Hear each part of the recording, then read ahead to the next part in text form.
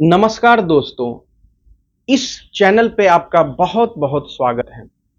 इस वीडियो के माध्यम से आप ज्योतिष से संबंधित कई रोचक और ज्ञानवर्धक जानकारियों को प्राप्त करेंगे।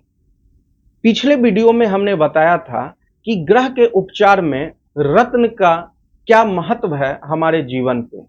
इस वीडियो के माध्यम से हम जानेंगे कि क्या रत्न के अलावे और भी विधियां हैं जिससे हम ग्रह के उपचार को कर सकते हैं। तो आइए इस वीडियो के माध्यम से हम जानते हैं कि रत्न के अलावे और वो कौन कौन सी तमाम विधियां हैं जिससे हम ग्रह के आशीर्वाद को प्राप्त कर सकते हैं। देखिए, रत्न अत्यंत बहुमूल्य पदार्थों में से एक है जो जनसाधारण लोग हर एक कोई इसे प्राप्त नहीं कर सकते। अत्यंत बेशकीमती होने के कारण, साथ ही साथ इनकी दुर्लभता के कारण भी। तो हम ज्योतिष में दो पद्धतियों का प्रयोग करते हैं जिससे हम अपने जीवन को अनुकूल बना सकते हैं। प्रथम, ग्रह के बलाबल की वृद्धि कर। तो बलाबल की वृद्धि के लिए एक ही उपाय है, माध्यम, वो है रत्न। जिस ग्रह को आप बल प्रदान करने जा रहे हैं उस ग्रह से संबंधित रत्न को धारण करें।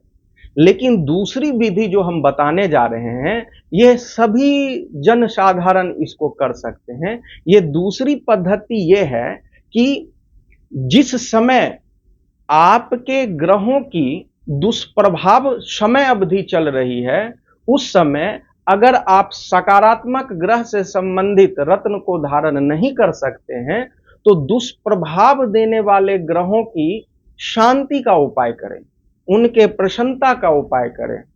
क्योंकि एक तरीका ना हो तो दूसरे तरीका का आप उपयोग करें, इससे भी आपके जीवन सुखमय हो जाते हैं और अनुकूल हो जाते हैं। जिस ग्रह की महादशा दुष्प्रभाव डाल रही है, उस ग्रह से संबंधित स्वयं अथवा किसी ब्राह्मण से मंत्र जप करावें एवं उसके दशांश हवन अवश्य करावें। इससे ग्रह की शांति होती है। साथ ही साथ उन ग्रह से संबंधित वस्तुओं का दान करें। साथ ही साथ उन ग्रहों से संबंधित जो भी रुद्राक्ष हैं उसे जप कराकर विधि विधान के साथ आप धारण करें। अथवा उस ग्रह से संबंधित जितनी भी औषधियां हैं, वनस्पति, जड़ी बूटियां हैं, उसे आप स्नान वाले जल में डालकर स्नान करें। तो इन विधियों के द्वारा आप दुष्प्रभाव दिए जाने वाले ग्रहों को प्रसन्न कर सकते हैं, उनका आशीर्वाद प्राप्त कर सकते हैं। किसके अभाव में? जब आप रत्न पहनने में असमर्थ हो तब। उसी प्रकार अगर हम रत्न पहनने में असमर्थ हैं तो दुष्प्रभाव ग्रहों की जब समय अवधि चल रही हो और हम अनेकों क्षेत्रों में प्रतिकूल प्रभाव को देख रहे हैं, तो उस ग्रह को प्रसन्न करें, उस ग्रह की शांति करें। उसका उपाय हम बताने जा रहे हैं। उसमें प्रमुख उपाय जो हैं वो दो हैं। वो है ग्रहों से संबंधित किसी भी मंत्र का, चाहे वह वैदिक मंत्र हो, पौराणिक मंत्र हो या बीज मंत्र हो, किसी भी एक मंत्र का एक निश्चित संख्या में जप होती है और उसके दशांश यानी 10% जप के 10% हवन करावें और साथ ही साथ उस ग्रह से संबंधित वस्तुओं का दान करते हैं, तो पापत या दुष्प्रभाव देने वाले ग्रह प्रसन्न होकर आपके लिए अनुकूल प्रभाव देने लगते हैं और साथ ही साथ उसके दुष्प्रभाव से आप बचते हैं। कलयुग में किसी भी ग्रह की जप संख्या, ग्रह से संबंधित मंत्रों की जप संख्या निश्चित है, लेकिन कलयुग में जो निश्चित संख्या दी जाती है उसका कम से कम 4 गुना अवश्य करवावें।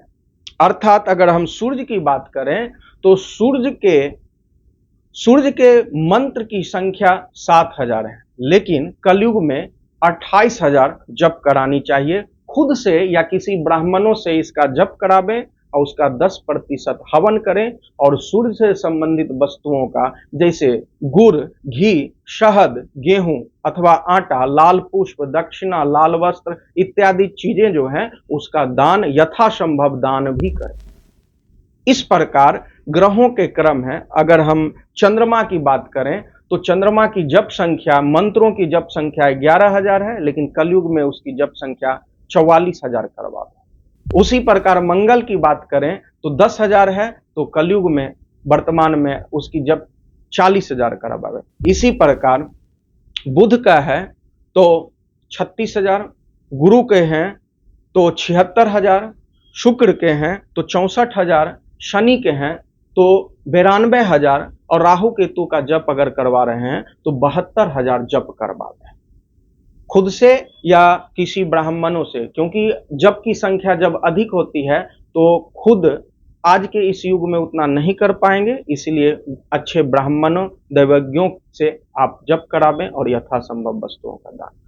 तो इस तरीके से हम ग्रह के उपचार करते हैं। शुभ ग्रह, शुभ फल देने वाले ग्रह के बलाबल को वृद्धि करके अथवा अशुभ प्रभाव देने वाले ग्रह को प्रसन्न करके, ये दोनों में से किसी एक का या दोनों का आप प्रयोग करें और अपने जीवन को सफल बनावें। तो आप इस चैनल से जुड़िए और ज्योतिष से संबंधित ज्ञानवर्धक और रोचक जानकारी आप प्राप्त करें और लोगों के बीच शेयर करें। हमारी पूरी कोशिश रहेगी इस वीडियो के माध्यम से और अन्य आगे अनेक वीडियो के माध्यम से आपको जो उचित और ज्ञानवर्धक बातें हैं ज्योतिष से संबंधित वो आपके बीच रखेंगे। तब तक के लिए हर हर महादेव।